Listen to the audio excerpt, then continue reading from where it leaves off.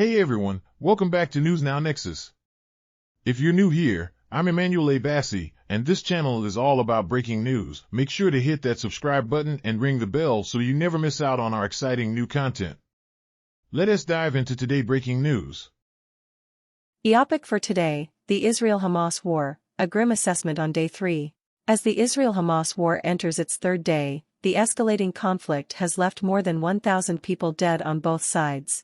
The humanitarian crisis deepens as a staggering 123,000 Palestinians are reportedly displaced. Israel, having regained control of most of its previously captured territories from Hamas, now witnesses the war spreading into its heartland. In a move that has sent shockwaves throughout the international community, the Israeli defense minister has declared a complete siege on Gaza, severing access to electricity, water, and fuel for the inhabitants of the Strip. In this article, we delve into the grim reality of the Israel-Hamas war on Day 3 and examine how the world should brace for its far-reaching impact. The human toll. The toll of human lives lost in this conflict is deeply distressing. Beyond the statistics and numbers, each death represents a tragedy for families torn apart by the violence. Civilians, including women and children, have borne the brunt of the casualties. The international community must grapple with the ethical and moral implications of this ongoing tragedy. 2. Displacement crisis.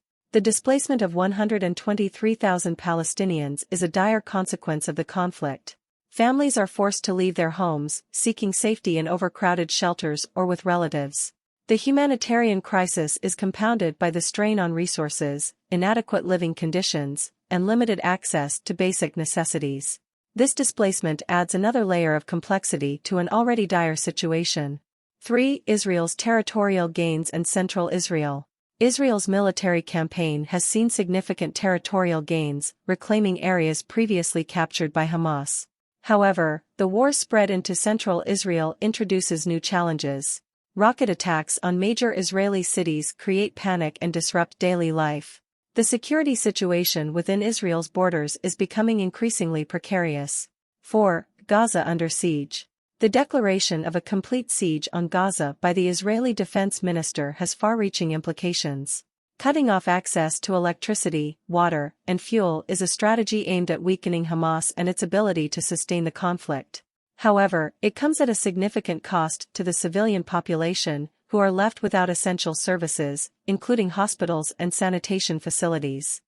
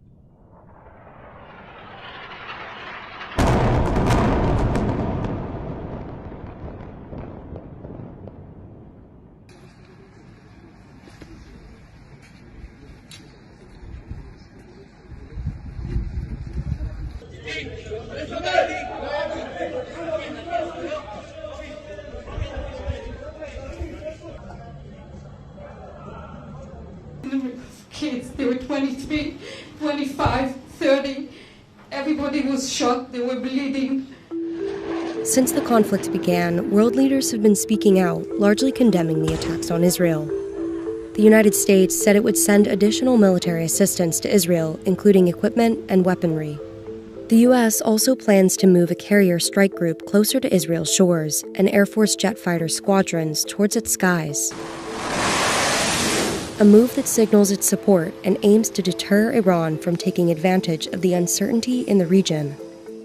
A Hamas spokesperson said the decision to deploy an aircraft carrier near Israel by the U.S. is participation in the aggression against our people. The U.S. is sending one of its largest aircraft carriers to the region, and it's very clear who that's a message to. It's not a message to Hamas. It's not a message to Gaza. That's very clear. It's most likely, of course, they do not say this publicly, this is a message to Hezbollah in Lebanon. The biggest fear in Israel, really, is that Hezbollah, which is a militant group far stronger than Hamas, has the means to really wreak havoc in Israel, that they could enter this war any day. Hezbollah is trying to deter Israel from invading Gaza, from creating a ground invasion into Gaza, and on the other hand, Israel and now the United States are trying to deter Hezbollah from joining this war. The Israeli sound of war. And this is the human cost of war. Israeli soldiers and civilians taken captive. Yanni Asher believes his wife and 2 children, seen in this video, were among the innocents kidnapped by Hamas. It was a nightmare came true. We didn't expect that it will be in such power. You know, we never thought that so many terrorists can pass the border, so many terrorists can do such damage. Indeed, how did this Palestinian militant group launch such a large-scale attack this weekend without warning, striking by air, land, and sea?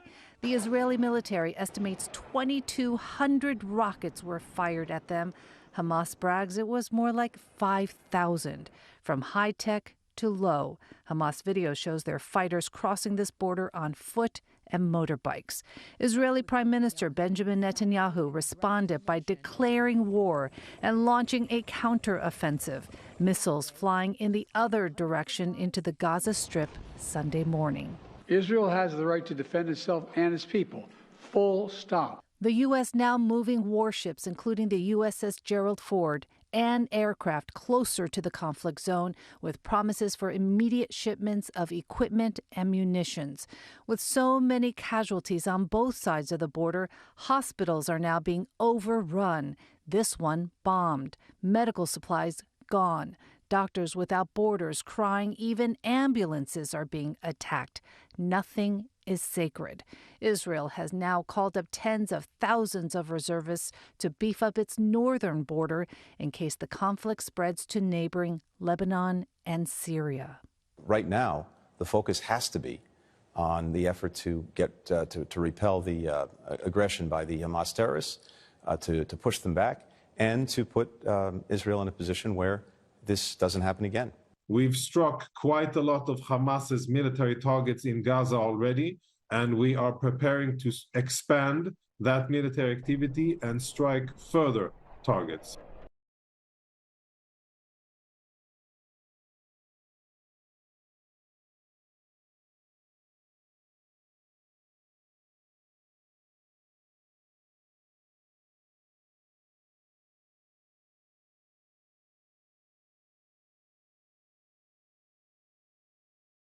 The international response. The world cannot remain passive in the face of this crisis. Diplomatic efforts must intensify to bring about a ceasefire and alleviate the suffering of civilians caught in the crossfire. The United Nations, regional powers, and international organizations must work together to find a path towards de-escalation and eventual peace. 6. Humanitarian assistance. The international community should mobilize resources to provide humanitarian aid to those affected by the conflict. This includes food, clean water, medical supplies, and shelter for displaced Palestinians. Collaborative efforts are essential to ensure the timely delivery of aid to those in need. 7. Diplomacy and conflict resolution. Long-term stability in the region can only be achieved through diplomacy and a comprehensive resolution to the Israel-Palestine conflict. The international community should use its influence to encourage both parties to engage in meaningful dialogue and negotiations. The goal must be to address the root causes of the conflict and work towards a two-state solution that guarantees the security and rights of both Israelis and Palestinians. Conclusion. On day 3 of the Israel-Hamas war, the situation remains dire, with mounting casualties, displacement, and a humanitarian crisis in Gaza. The world cannot afford to stand idly by as this conflict deepens. Diplomatic efforts, humanitarian assistance, and a commitment to conflict resolution are urgently needed. The impact of this war extends far beyond the immediate region, and its consequences will be felt for years to come. It is incumbent upon the international community to act decisively and responsibly to mitigate the suffering and bring about a lasting peace in this troubled part of the world. That wraps up today's video, folks. I hope you enjoyed it and found it entertaining, informative, helpful. If you did, Please give it a thumbs up and drop your thoughts in the comments below. I really love to hear from you. Don't forget to share this video with your friends and join our community by hitting that subscribe button. Until next time, this is Emmanuel Bassi from News Now Nexus, signing off. Stay positive, curious, adventurous, etc., and see you in the next video. God bless.